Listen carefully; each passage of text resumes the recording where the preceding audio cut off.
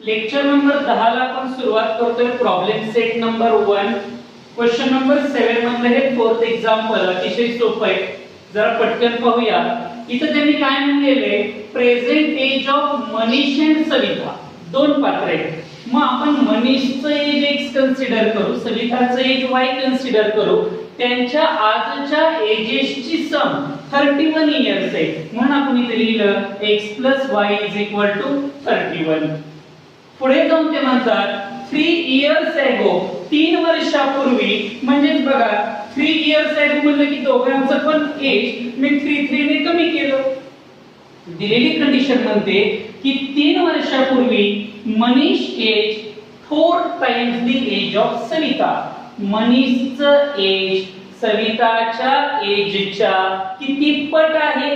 चौपट आहे. म्हणून इथे y 3 इकडे x 3 लिहिलं. आतमध्ये 4 y 4y 4 3 जा 12 हा प्लस 4y अलीकडे आल्यावर -4y हा -3 पलीकडे गेला +3 इथे 9 राहिलं. अशा पद्धतीने हे इक्वेशन फर्स्ट आणि हे सेकंड जनरेट झालं. ते एकमेका खाली लिहिलं. साइन चेंज करून आपण यातला x कॅन्सल केला. y 4y दोन्ही मिळून 5y 31 9 40 हा इनटू 5 पलीकडे गेल्यावर डिवाइडेड बाय 5 y चा आन्सर आलं 8. ते दुसरे इक्वेशन किंवा पहिल्या इक्वेशन मध्ये पुट केलं की तुम्हाला पुढे गेल्यानंतर x ची पण व्हॅल्यू मिळाली. अशा पद्धतीने एज ऑफ मनीष आणि एज ऑफ सविता आलं. हे अतिशय साधं एक्झाम्पल होतं. पलीकडचे एक्झाम्पल हे अतिशय सोपे आहे. लक्ष द्या. एक असतात स्किल्ड वर्कर्स आणि दुसरे असतात अनस्किल्ड वर्कर्स. स्किल्ड वर्कर्स म्हणजे ज्यांना अनुभव आहे किंवा त्यांना एक वेगळ्या प्रकारचं स्किल अवगत आहे अशांना स्किल्ड म्हणतात. आणि अनस्किल्ड म्हणजे ओझी उचलणारे वर्कर असं आपण समजूया. तर एका कंपनीमध्ये दोन्ही प्रकारचे वर्कर आहेत आणि त्यांचं प्रमाण 5:3 या प्रमाणामध्ये आहे. पुढे जाऊन ते म्हणतात की एका दिवसाची जर त्यांची सॅलरी आपण घेतली दोघांची पण एक जणांची तर त्याची ऍडिशन 720 येते. तर त्यांनी विचारले त्यांना रोजचा पगार किती? पगाराला सॅलरी हा पण शब्द आहे किंवा मजुरी या अर्थाने वेजेस हा शब्द सुद्धा वापरला जातो. डेली वेजेस म्हणजे रोजची मजुरी. पुस्तकामध्ये पाहिलं तुमच्या लक्षात येईल. मग आता सुरुवात मी तुम्हाला नेहमी सांगितलेली कुठून करायची? जे त्यांनी फाइंड आउट करायला लावले तिथून करायची. म्हणजेच let daily wages of skilled workers is equal to rupees x and daily wages of unskilled workers is equal to rupees y असं आपण कन्सिडर केलं. फ्रॉम फर्स्ट कंडिशन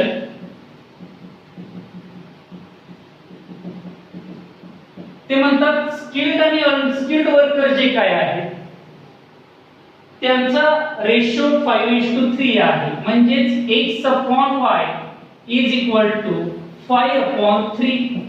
खरं तर त्यांनी इथं वर्कर्सचा रेशो न देता सॅलरीचा रेशो द्यायला पाहिजे होता. प्रिंटिंग मिस्टेक असावी कदाचित ती. क्रॉस मल्टिप्लिकेशन करूया. 3 × x 3x 5 × y 5y हा प्लस 5y अलीकडे आल्यावर -5y is equal to 0. Equation number first. साधे इक्वेशन आहे. दोघांचा रेशो घेतला. रेशो म्हणजे गुणोत्तर 5:3 आहे. क्रॉस मल्टिप्लिकेशन केलं. पुढे जाऊया. फ्रॉम सेकंड कंडिशन ते म्हणतात एक स्किल्ड वर्कर घ्या घेतला. एक अनस्किल्ड वर्कर घ्या. दोघांची सॅलरी मिळून 720 आहे. याला इक्वेशन नंबर सेकंड घ्या. अतिशय सोपं आहे. पुढे सॉल्व करूया. मला काय होणार मग इकडे करूया. फ्रॉम इक्वेशन 1 and 2 बोला 3x - 5y is equal to 0 आणि दुसरं बोला x plus y is equal to 720.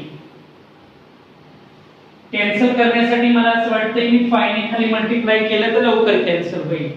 त्यामुळे वरच्या गणिताला मी काहीच नाही केलं. ते इक्वेशन ऍज इट इज खाली मल्टिप्लाय करा. 5x plus 5 into y 5y is equal to 725 जा 3600. 5y get cancelled. 8x is equal to 3600. It means that x is equal to 3600 upon 8. Division करा. 8 4 जा 32, 8 5 जा आणि 0 देऊन टाकला. x ची व्हॅल्यू आली. Put x is equal to 450 in equation number second मध्ये पुट करा. कारण सेकंड मध्ये जरा सोपं आहे हे. बोला मग काय होणार. x plus y is equal to 720. 450 plus y is equal to 720. हा प्लस 450 पलीकडे गेल्यावर मायनस 450. बोला पुढे कॅल्क्युलेशन. y चा फायनल आन्सर काय येईल इथं. ते 250 आणि 270 सबट्रॅक्शन येईल. झालं. खाली पूर्ण वाक्यात ही दोन स्टेटमेंट लिहा. बोला काय लिहिणार परत एकदा सांगा. Daily wages of skilled worker 450 rupees. Daily wages of unskilled worker 270 rupees. समजलं असेल तर दोन्ही गणित लिहून टाका. हे प्रॉब्लेम सेट मधलं लास्ट एक्झाम्पल त्यांनी स्टार्ट केलेलं आहे. खूप सुंदर एक्झाम्पल आहे. लक्ष द्या. काय म्हटलेलं आहे त्यांनी थोडीशी आपण डायग्रामॅटिकली समजून घेऊया. हे प्लेस ए आणि पलीकडचं प्लेस बी आहे आणि या प्लेसचा टोटल डिस्टन्स आहे 30 किलोमीटर इथून इथपर्यंत. इथे हमीद आहे. या प्लेसला हमीद उभा आहे गाडीवर आणि पलीकडच्या बी प्लेसला जोसेफ उभा आहे. हमीद तिकडच्या डायरेक्शन मध्ये येतोय ए पासून बी कडे आणि जोसेफ पलीकडून इकडे येतोय. म्हणजे दोघं जण थोड्याच वेळात एकमेकांना भेटणार आहे. तर पहिल्या कंडिशन नुसार दोघं एकमेकांना किती वेळाने भेटतात. 20 मिनिटांनी भेटतात. ही पहिली कंडिशन त्यांनी इथे दिलेली आहे. आणि दुसऱ्या कंडिशन मध्ये ते पुढे जाऊन काय म्हणतात.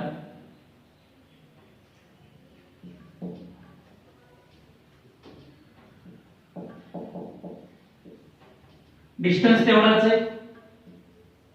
इथे हमीदच आहे. हा जोसेफ आहे. त्यांचं म्हणणं असं आहे मगाशी जोसेफ तुमचा ए डायरेक्शनने न येता तो जर तसाच पुढे निघून गेला आणि त्याचा पाठलाग जर हमीदने करायला सुरुवात केला. जोसेफ पुढं हमीद मागं, जोसेफ पुढं हमीद मागं अशी कंडिशन जर चालू राहिली तर 3 तासानंतर हमीद आपोआप जोसेफ जवळ पोहोचला असेल. कॉमन सेन्स आहे बाळांनो.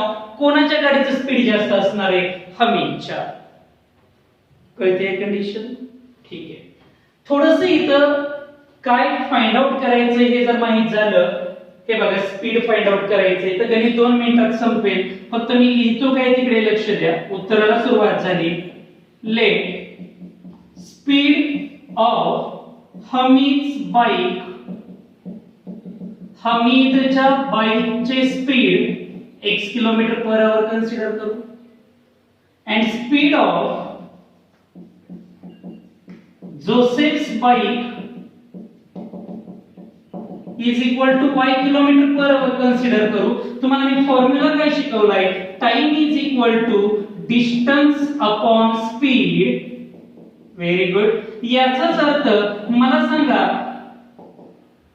हे डिवाइडेड बाय स्पीड जर अलीकडे आलं तर मल्टिप्लाय बाय स्पीड होणार. म्हणजे time into speed is equal to काय शिल्लक राहिलं डिस्टन्स. आपण हा फॉर्म्युला आता वापरायला सुरुवात करायची आहे. पुढे जाऊया. फ्रॉम फर्स्ट कंडिशन पटापट बोलायचं आता. फर्स्ट कंडिशन म्हणलं की तुम्ही या डायग्राम मध्ये बघायचं.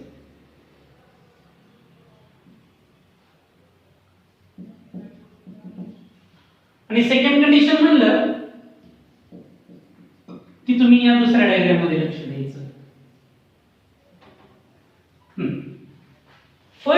कंडिशनला नीट बोला. हमीदचं स्पीड x, जोसेफचं स्पीड y, दोघांनी डिस्टन्स किती कव्हर केला 30 किलोमीटर आणि दोघं जण एकमेकांना येऊन भेटणार आहेत. बरोबर आहे. किती मिनिटांनी 20 मिनिटांनी. मग आपण लिहायचं कसं बघ. पहिल्यांदा तुम्हाला ही गोष्ट कळली पाहिजे की सर 20 मिनिट्स, या 20 ला जर 60 ने डिवाइड केलं तर त्याचं आवर्स मध्ये कन्वर्जन होईल. म्हणजेच बोला किती आवर्स 1/3 आवर्स, कारण आपण स्पीड किलोमीटर पर आवर मध्ये घेतोय. आता बोला टाइम किती लागणार आहे दोघांना एकत्र यायला 1/3 आवर्स. म्हणून पहिल्यांदा लिहायचा टाइम. टाइम लिहिला 1/3. टाइमच्या शेजारी काय लिहायचंय स्पीड. पहिल्यांदा जो हमीदचं, बोला हमीदचं स्पीड x लिहिलं. म्हणजे हे 1/3x हे कोणाबद्दल आलं हमीद बद्दल. आता पलीकडनं जो जोसेफ येतोय त्याचाही टाइम तेवढाच 1/3, मात्र त्याचं स्पीड वेगळं आहे. किती y. पहिल्यांदा टाइम लिहितोय, शेजारी स्पीड लिहितोय. आता मी इज इक्वल टू चं चिन्ह दिलं की तुम्ही त्यांनी कव्हर केलेला डिस्टन्स सांगा. बोला डिस्टन्स किती आहे 30 किलोमीटर. हे इक्वेशन नीट दिसत नाहीये, तुम्हाला माहिती आहे. या दोघांना डिनॉमिनेटर सेम आहे, याला डिनॉमिनेटर नाहीये, म्हणजे यातल्या एका 3 ने पलीकडे मल्टिप्लाय करायचं. म्हणजेच हे इक्वेशन मी कोणत्याही एका 3 ने करा असं लिहू शकतो. x1 जा x, y1 जा y, 33 जा 90. इक्वेशन नंबर फर्स्ट झाली पहिली कंडिशन. हे काय नाहीये, हे मिनिटचं कन्वर्जन कशात केलंय आवर्स मध्ये. फ्रॉम सेकंड कंडिशन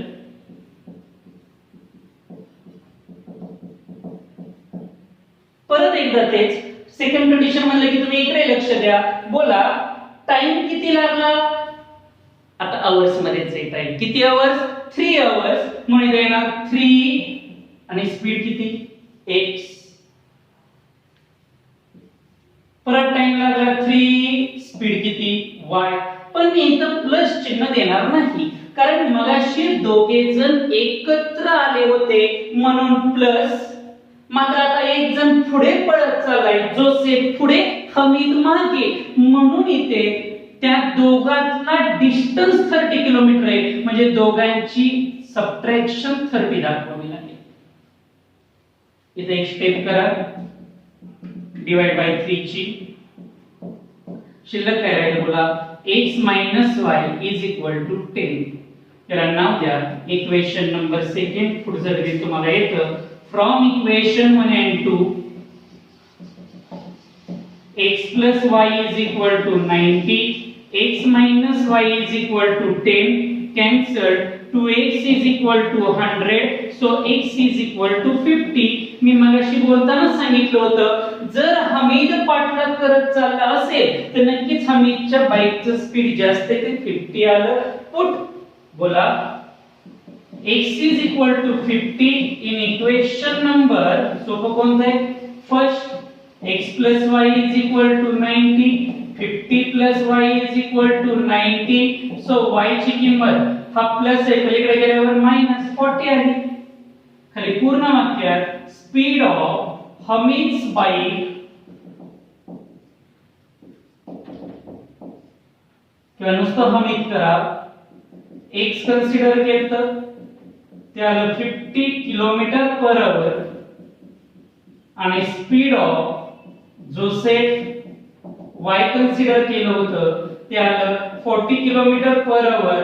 कदाचित तुम्हाला एक्झाम्पल समजलंय. या एक्झाम्पल मध्ये नवीन एवढंच आहे की टाइमचा फॉर्म्युला न वापरता त्याचं कन्वर्जन आपण डिस्टन्स मध्ये केलं आणि टाइम इनटू स्पीडच्या फॉर्मॅट मध्ये ही इक्वेशन लिहित राहिलो. लिहून टाका. आपण आता पुढच्या पॉइंटला म्हणजे 1.2 जो आपला शिकवायचा राहिला होता त्याच्या ग्राफला सुरुवात करतोय. ग्राफ काढण्या अगोदर तुम्हाला मी सांगतो की ग्राफिकल मेथड का वापरतात. तर ग्राफ काढल्यानंतर एक आणि दुसरी अशा दोन लाईन ज्यावेळी एकमेकांना इंटरसेक्ट होतात त्यांचा जो पॉइंट ऑफ इंटरसेक्शन असतो तो पॉइंट ऑफ इंटरसेक्शन म्हणजे या दोन्ही इक्वेशनचं आन्सर असतं. सुरुवात करूया. ग्राफ शिकताना डोकं अतिशय शांत ठेवा. परीक्षेला 100% येणारा प्रश्न आहे हा 4 मार्कांसाठी. सुरुवात. पहिल्यांदा दिलेलं पहिलं इक्वेशन लिहून घ्या, त्याला a नाव द्या. x + y = 4. तुम्हाला यातलं कोणतं व्हेरिएबल आवडतं? मला असं वाटतंय मला y आवडतो म्हणून मी y तसाच लिहिला. दुसरी संख्या पलीकडे शिफ्ट करा. केली. ठीक आहे. आता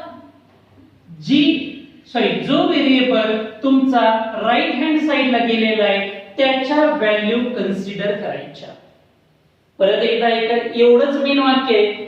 जे व्हेरिएबल पलीकडे टाकलेला आहे त्याच्या व्हॅल्यू कन्सिडर करायच्या. मला असं वाटतंय मी x च्या मला आवडतील त्या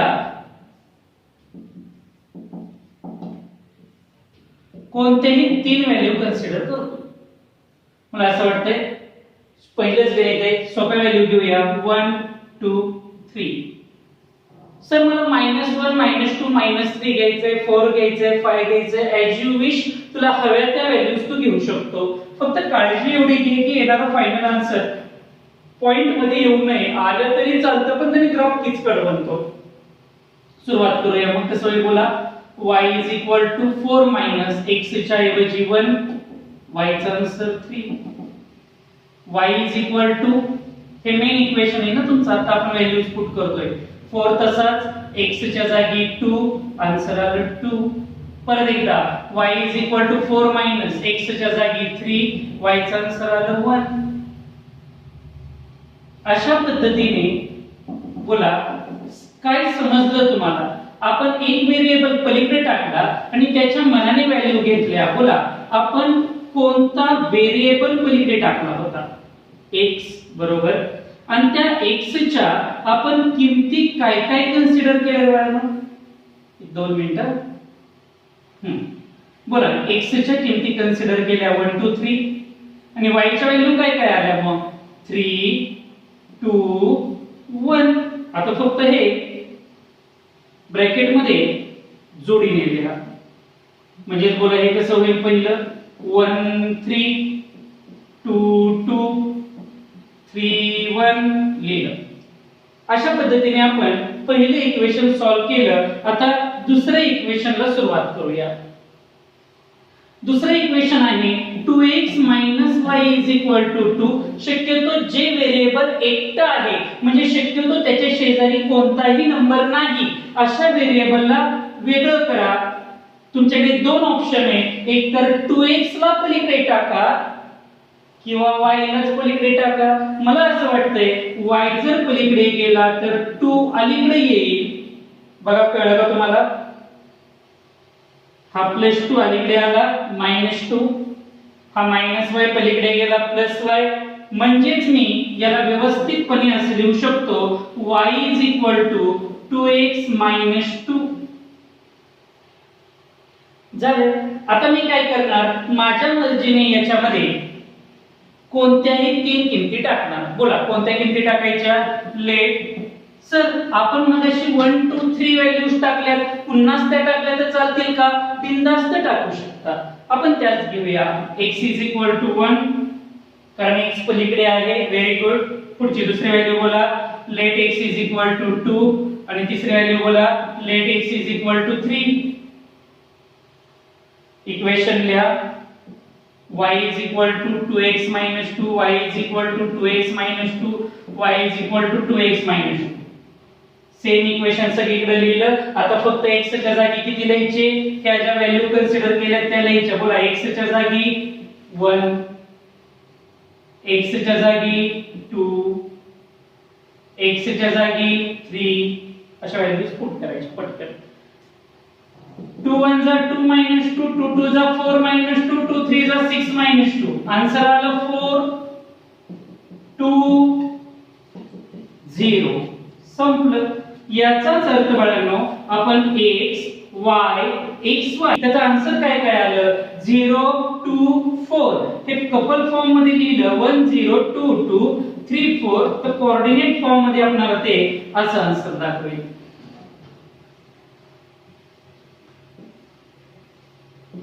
पुढे जाऊया. आता आतापर्यंत ग्राफला सुरुवातच नाही झाली. हे आताशी आपलं ग्राफचं काय झालं कॅल्क्युलेशन. तुमच्या नोटबुक मध्ये अलीकडच्या पानावर ग्राफबुक मध्ये अलीकडच्या पानावर हे सगळं कॅल्क्युलेशन लिहून घ्यायचं आणि आता आपण ग्राफला सुरुवात करूया. 9th क्लास मध्ये ग्राफवर पॉइंट प्लॉट करायला तुम्ही शिकलेले आहात, तरी मी पुन्हा एकदा दाखवतो. बघा पहिला पॉइंट काय आहे आपला 1 3. तुम्हाला माहिती आहे कोणताही पॉइंट 1 3 असा दिला की पहिला नंबर x ऍक्सिस वर आणि दुसरा नंबर y ऍक्सिस वर बघायचा असतो. मग बोला इथला 1 आणि y ऍक्सिस वरचा 3 म्हणजे 1 3 हा पॉइंट इथे आला. समजतंय सगळ्यांना? पुढे 2 2 दाखव पटकन. 2 2 हा बघा इथे आला. हा पॉइंट आहे 2 2. आणि तिसरा 3 1 तो इथे आला. 3 आणि 1 अशा पद्धतीने तिन्ही पण पॉइंट आपण प्लॉट केले. पहिला नंबर x ऍक्सिस वरचा आणि दुसरा नंबर y ऍक्सिस वरचा घ्यायचा. आता या तीनही पॉइंट मधून जाणारी एक सरळ लाईन ड्रॉ करूया.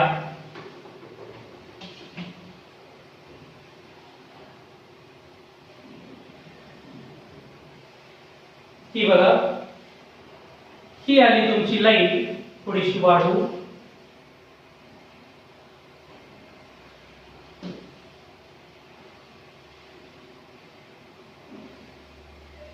ठीक आहे.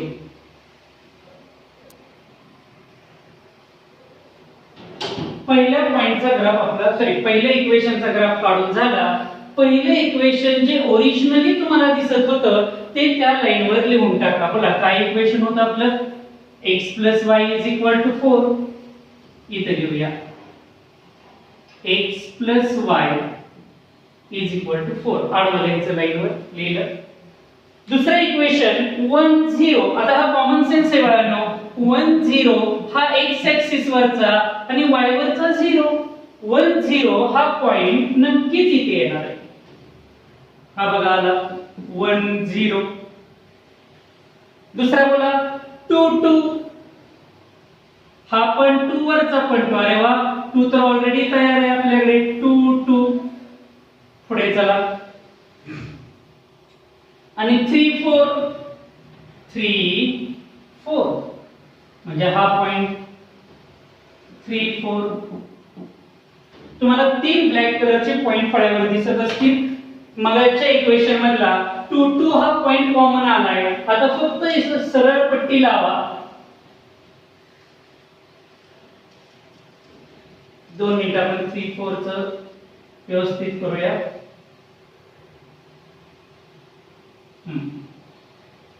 तुमच्या ग्राफबुक मध्ये ते बरोबर येतं. 3 4 मधून जाणारी सरळ लाईन ड्रॉ करा. हे कितव्याचं इक्वेशन आलं बोला?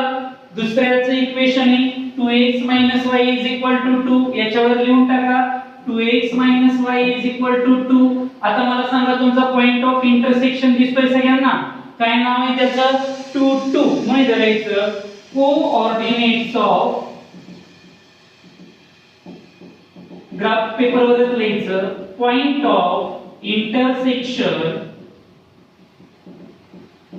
xy. बोला xy चा आन्सर काय आलं? 2 2. सोप्या भाषेत सांगायला गेलं तर याला तुम्ही सोल्युशन सुद्धा म्हणू शकता. यालाच तुम्ही सोल्युशन ऑफ इक्वेशन असे लिहिलं तरी चालू शकतं. 2 2 हे तुमचं फायनल आन्सर आलेलं आहे. सगळ्यांच्या ग्राफ लक्षात आला? ऐका तुमचं ग्राफ बुक जे आहे अलीकडच्या पानावर हे सगळं कॅल्क्युलेशन बसवायचं. इथे व्यवस्थित बॉक्स टाकायचे आणि पलीकडच्या पानावर सुंदरसा ग्राफ काढायचा. आवरा पटकन. प्रॅक्टिस सेटला सुरुवात झाली. क्वेश्चन नंबर 2 मधलं फर्स्ट एक्झाम्पल बोला कसं सांगितलंय मी. x + y = 6 पहिलं इक्वेशन. मला यातला y व्हेरिएबल आवडतो म्हणून मी तसाच ठेवला. x ला पलीकडे शिफ्ट केलं. काय झालं बोला? x - 6. आता पुढे बिनधास्त सोडवा. जो व्हेरिएबल पलीकडे टाकलाय त्याच्या मनाने व्हॅल्यू घ्या. Let x = 1, x = 2, let x = 3 आणि सॉल्व करा. y इज इक्वल टू बोला 6 मायनस x ची व्हॅल्यू 1. हे इक्वेशन प्रत्येक वेळी लिहायचं. y is equal to 6 minus x ची value 2, y is equal to 6 minus x ची व्हॅल्यू 3. म्हणजे इथे आला 3, इथे आला 4 आणि इथे आन्सर काय आलं 5 झालं. याचाच अर्थ जर याचा चार्ट तयार केला तर xy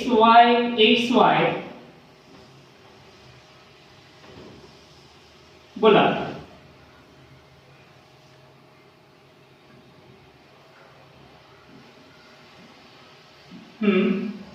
x ची व्हॅल्यू काय काय कन्सिडर केल्या आपण 1 2 3, y च्या व्हॅल्यू कन्सिडर केल्या 5 4 आणि 3. बोला 1 5 2 4 3 3. पहिले इक्वेशन झालं. b ला सुरुवात करूया. b काय दिलाय बोला x y is equal to 4. शक्यतो निगेटिव्ह नंबरलाच पलीकडे शिफ्ट करा. +4 अधिक आल्यावर -4 झाला. हा -y पलीकडे गेल्यावर +y म्हणजे y इज इक्वल टू सोप्या भाषेत x 4. आता तुम्ही व्हॅल्यूज कन्सिडर करा तुम्हाला हव्या तशा. बोला काय काय कन्सिडर करायच्या इथे करूया. लेट कोणी पलीकडे x च आहे. x is equal to let x is equal to let x is equal to. थोडीशी सवय मोडूया आपण तुमची. वेगळ्या व्हॅल्यू घेऊया. सारखं 1 2 3 नको. आता आपण काय करूया 5 4 3 अशा व्हॅल्यू घेऊया. निगेटिव्ह घेतला तरी चालतं. मग काय आलं बोला y is equal to x 4 आहे. चला लिहून दाखवतो मी तुम्हाला. y is equal to x 4 हे इक्वेशन आहे. x च्या जागी पुट करा व्हॅल्यू 5 4 4 4 3 4 -1 0 1 संपले. याचाच अर्थ x y x y. बोला आन्सर काय काय आली आपली सुरू. हा x च्या व्हॅल्यू काय कन्सिडर केल्या होत्या आपण 5 4 3. y चा आन्सर आलं 1 0 -1. असं काहीच नाही की मी व्हॅल्यू ज्या कन्सिडर केल्या त्याच तुम्ही कराव्या असं कंपल्शन नाहीये. पण ग्राफ मात्र सेम येतो. 5 1 4 0 3 -1 लिहिलं. चला पुढे जाऊया ग्राफ काढायला. ग्राफ काढून घेतला तुम्ही. आता पॉइंट पुट करा 1 5.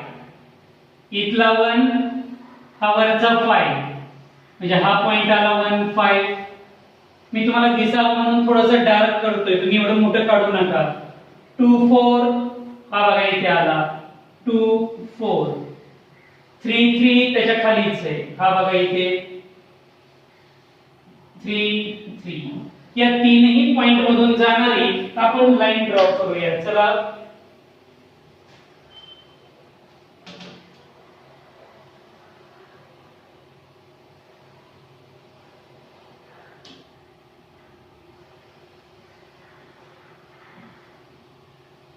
ही बघा अशा पद्धतीने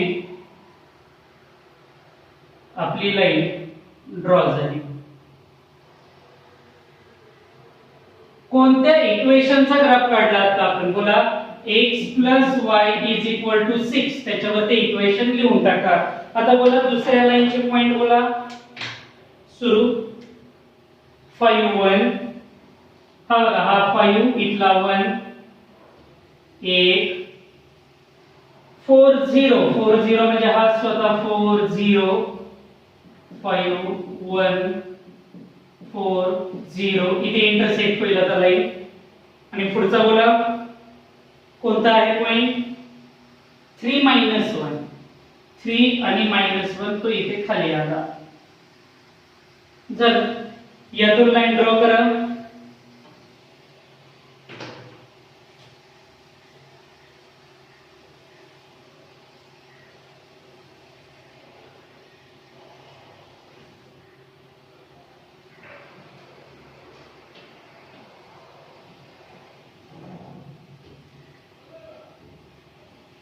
हे बघा यातून ही लाईन ड्रॉ केली. कशाची लाईन आहे ही बोला x y is equal to 4. आता दोन्ही पण लाईन जिथे इंटरसेक्ट झाल्या त्या पॉइंटचं नाव लिहायला मी तुम्हाला शिकवतो. हे बघा तो पॉइंट जर इकडे पाहिला तर 1 पर्यंत आहे.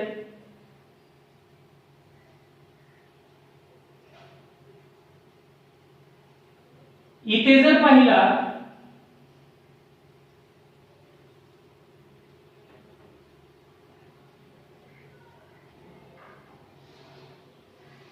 2 मिनिटं.